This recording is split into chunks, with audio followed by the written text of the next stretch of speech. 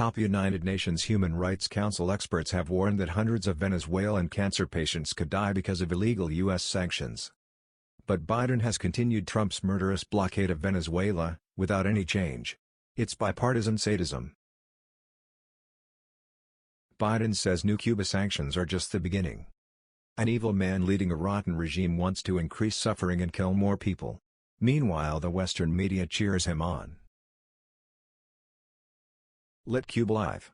Over 400 politicians, intellectuals, clergy, artists, activists and ex-heads of state call Biden to immediately lift Trump's 243 sanctions on Cuba. Full-page ad in the New York Times tomorrow. The Senate Armed Services Committee just quietly voted to increase the proposed $715 billion Pentagon budget by $25 billion. Apropos of nothing, $25 billion is also the same amount it would take to vaccinate the entire world from COVID-19. The Pentagon already spends nearly $2 billion a day. The last thing we need is a bigger military budget. Julian Assange is punished for interfering with U.S. bombing of people. Steve Donziger, for interfering with U.S. poisoning people. Alex Saab for interfering with U.S. starving people. New unemployment claims in the U.S. totaled 419,000 over the past week.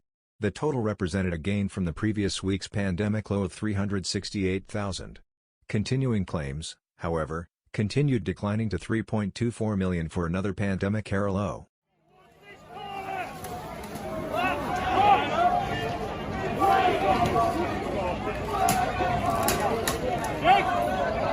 Hey, let's go, folks. Press back, back. Let's go. Go. Go.